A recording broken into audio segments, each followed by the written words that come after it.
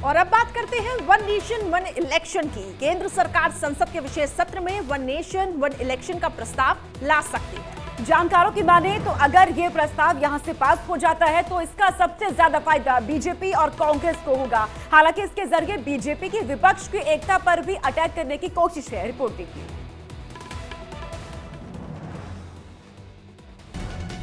मोदी का दांव, एक देश एक चुनाव। संसद का विशेष सत्र, उलझा विपक्ष। एक तरफ विपक्ष मुंबई में केंद्र सरकार को घेरने को लेकर मंथन कर रहा है, तो वहीं दिल्ली में मोदी सरकार बैठकर एक ऐसा दांव चलने की तैयारी में है जिससे इंडिया गठबंधन का पूरा खेल बिगड़ जाएगा। लोकसभा चुनाव से पहले मोदी सरकार एक देश एक चुनाव लाने की तैयारी में है। मोदी सरकार इस बार 5 दिन के बुलाए गए विशेष सत्र में वन नेशन वन इलेक्शन का बिल संसद में पेश कर सकती है। केंद्र सरकार ने पूर्व राष्ट्रपति रामनाथ कोविंद की अध्यक्षता में एक कमेटी गठित की है। बीजेपी के राष्ट्रीय अध्यक्ष जेपी नड्डा ने पूर्व राष्ट्रपति से मुलाकात की। वहीं सीएम योगी ने केंद्र के इस फैसले का स्वागत किया है। अभी तो कमेटी रचा है, इतना घबराने का क्या जरूरत है। अभी तो कमेटी रचाया गया है। कमेटी रचाने के बाद इसका कमेटी का रिपोर्ट आएगा। कमेटी का रिपोर्ट पब्लिक डोमेन में चर्चा होगा। अगर पार्लियामेंट में जब आता है, पार्लियामेंट में चर्चा होगा। पार्लियामेंट प्रबुद्ध है। भारत देश का प्रजाप्रभुत्व एकदम मैच्योर्ड है, प्रबुद्ध प्रजाप्रभुत्व है, उसमें चर्चा होगा। इतना घबराने का क्या बात है। पूर्व राष्ट्रपति माननीय श्री रामनाथ कोविंद जी को की अध्यक्षता में बनी है इस अभिनव पहल के लिए मैं देश की सबसे बड़ी आबादी के राज्य उत्तर प्रदेश की जनता की ओर से आदरणीय प्रधानमंत्री जी का हृदय से आभार व्यक्त करता हूं। जानकारों के मुताबिक वन नेशन वन इलेक्शन का सबसे ज्यादा फायदा बीजेपी और कांग्रेस को हो सकता है। देश भर में एक ही बार मशक्कत करनी पड़ेगी। हालांकि इसे लेकर सियासी वार पलटवार भी शुरू हो गया है। वन नेशन और वन इलेक्शन ठीक है, लेकिन उससे पहले फेयर इलेक्शन लीजिए।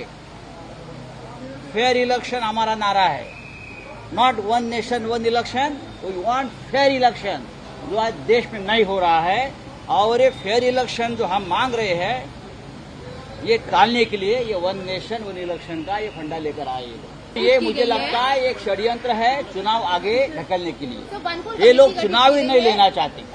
जहां तक सवाल है एक देश एक चुनाव का, ये देश की आवश्यकता है।